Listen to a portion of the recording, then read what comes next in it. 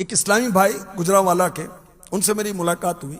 مجھے کہنے لگے ہم قافلے میں گئے، واپس آئے، مزدور طبقے کے کچھ لوگ تھے، بڑی عمر کے، بوڑھے بزرگ ٹائپ کے. تو کہنے لگے ہاں جی مول صاحب کہاں گئے تھے آپ؟ میں نے قافلے میں گئے تھے. ہاں جی کی سیکھا؟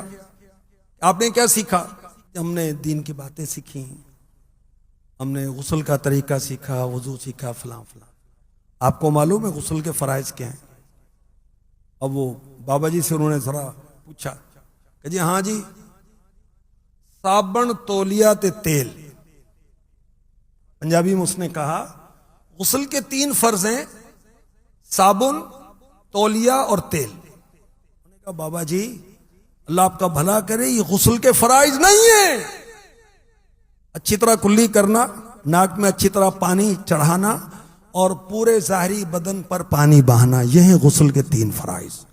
او وہ بابا جی حیران کہ پتر تسی ساڈی اکھ کھول دیتی، اسی ایڈے وڈیرے ہو گئے، ایڈی ساڈی عمر ہو گئی، اسی غسل دا طریقہ بھی نہیں سیکھا. اب وہ بزرگ جو نا سنجیدہ ہو گئے کہ ہم اتنی عمر والے ہو گئے ابھی تک میں غسل کرنا نہیں آیا. بھی سیکھا کب؟ ایسی محفلوں میں گئے کب؟ ہم تو بس وہ پتہ نہیں کیا کہیں بھائی انسان ہے، جانور ہیں ہم بھائی، ہم انسان ہیں، انسانوں والی زندگی گزارو نا. اللہ نے ہمیں بیکار نہیں بنایا، اپنی عبادت کے لیے بنایا، آخرت کی تیاری کرنے کے لیے، رب کو راضی کرنے کے لیے، جنت کی تیاری کرنے کے لیے دنیا میں آئے ہیں.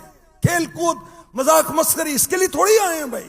ایک تعداد ہے، 100% کی بات تو ظاہر نہیں کی جاتی.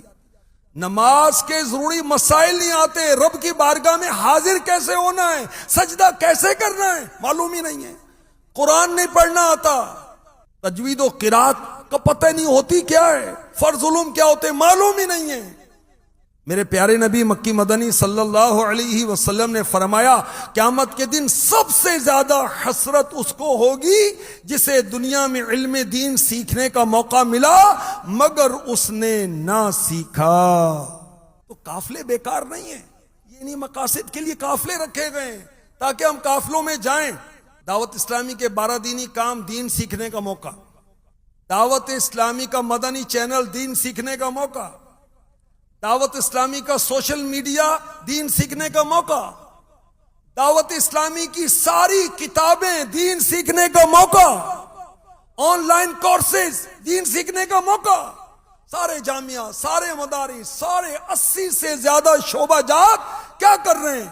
اپنی اور لوگوں کی اصلاح، عقیدے کی اصلاح، اعمال کی اصلاح، ظاہر کی اصلاح، باطن کی اصلاح، گھر کی اصلاح، خاندان کی اصلاح، اولاد کی اصلاح، دوستوں کی اصلاح، اہل محلہ، اہل علاقہ، پوری دنیا کے لوگوں کی اصلاح کی کوشش.